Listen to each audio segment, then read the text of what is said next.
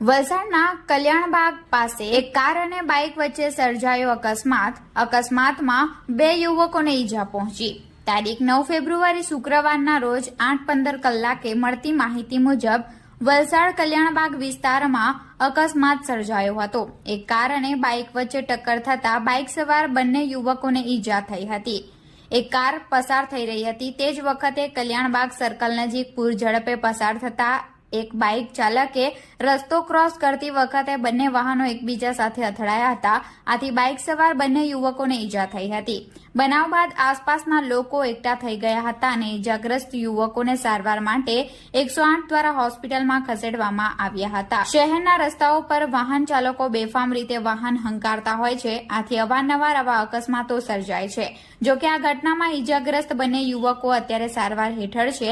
બનાવ બાદ પોલીસે સ્થળ પર પહોંચી અને જરૂરી કાર્યવાહી હાથ ધરી હતી।